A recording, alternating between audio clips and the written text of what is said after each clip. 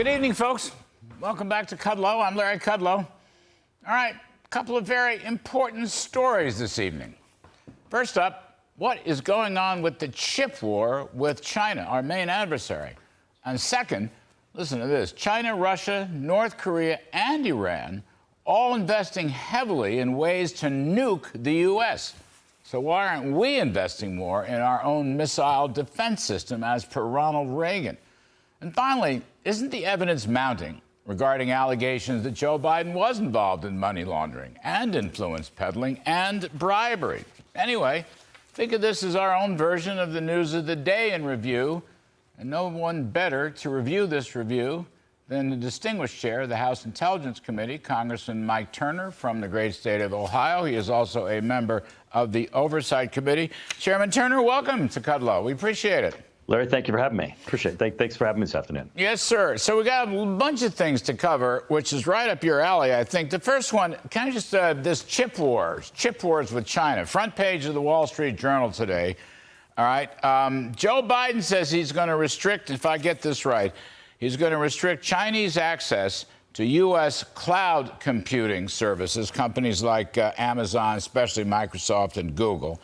China, on the other hand, is saying they're going to put a curb on the metals that are used for the chips for these very same purposes or other purposes. So I can't figure out which is which, and I can't figure out how this is going to end. And I also, Mr. Turner, can't figure out whether the Bidens are going to be tough enough on this chip war. Well, I can guarantee you they're not going to be tough enough, because there's not a thing that China has done where the Biden administration has responded accordingly.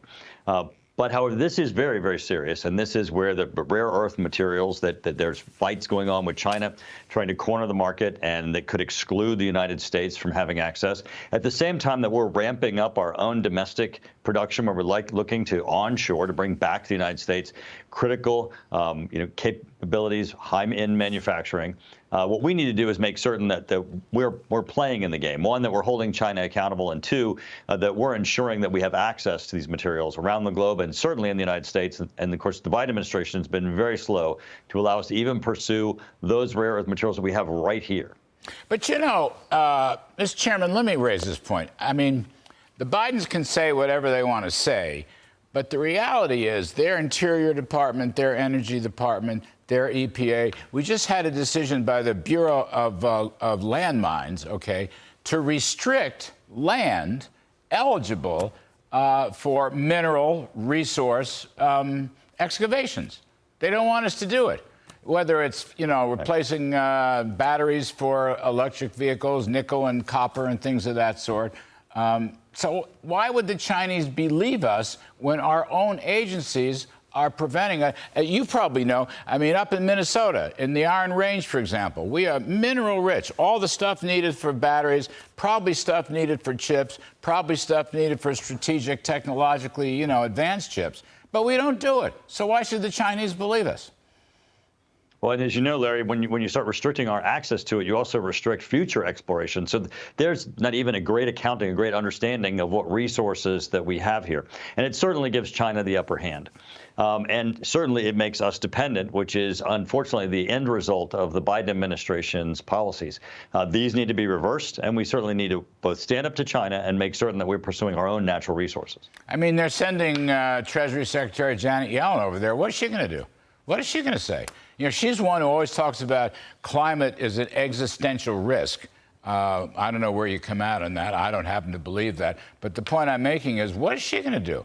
I mean, if we're in the middle, we are engaged in an adversarial relationship. I think you would agree with that, Mr. Chairman. Absolutely. We don't act like that. I mean, stuff we do at home doesn't support the fact that we have to deal with China as an adversary, as an enemy.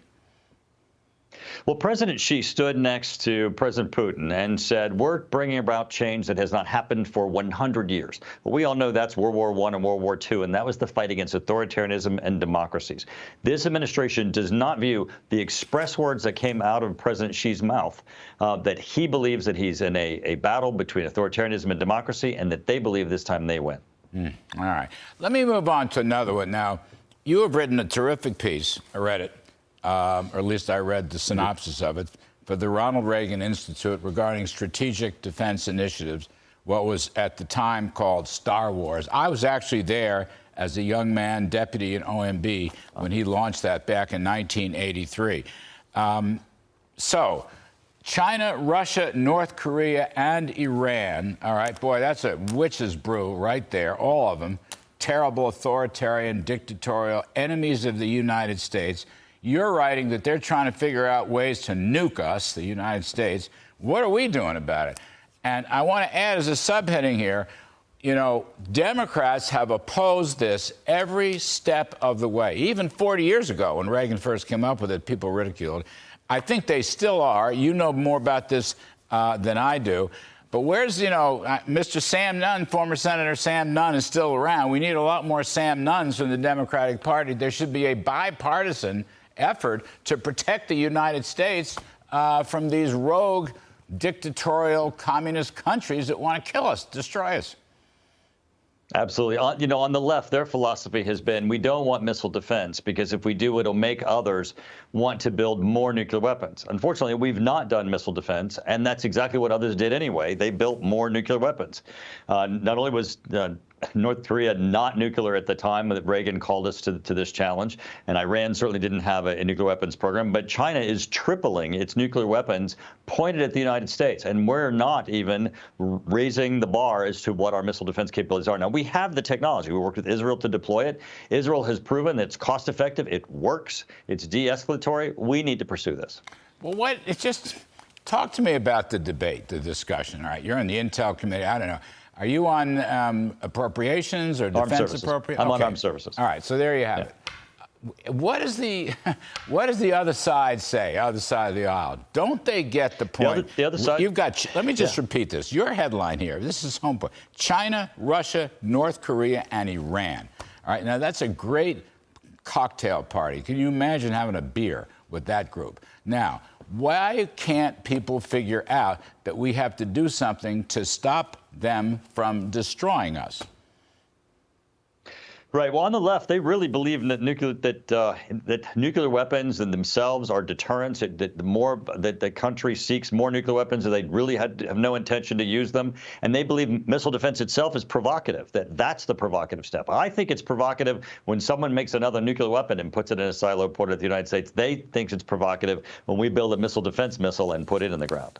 Well, I would think so. Is there any hope on this, Mike Turner? I mean, what do you think? We're pushing, and I think that the tide is turning, and I think we can make some headway. I think you know, you're talking about it really helps because it gets the word out. You know, people need to understand that we are not building out what we need, and the United States needs protection. I mean, you know, like I say, they ridiculed Reagan, but Reagan was right. He was dead right. I always love to say Reagan was right because I love the guy, because I worked for him. I was 15 years old at the time, as you can imagine. But he was right. So I was so happy to see that you wrote this for the Reagan Institute. Last one, Mr. Chairman, I want to go to the Biden scandal stuff and just ask you, you're on the Oversight Committee. All these committees, Oversight, Judiciary, Ways and Means, are going to go back now. I think they're going to subpoena, if I have this story right. They want transcribed interviews. They want depositions, in effect, under oath from all the various players, including the U.S. Attorney Weiss, who wrote a letter last Friday night that nobody read, or you hope nobody read, but it's a denial of letting Hunter Biden off easy. So what is your take? It seems to me the evidence is mounting that there's money laundering, there's influence peddling, and there's bribery.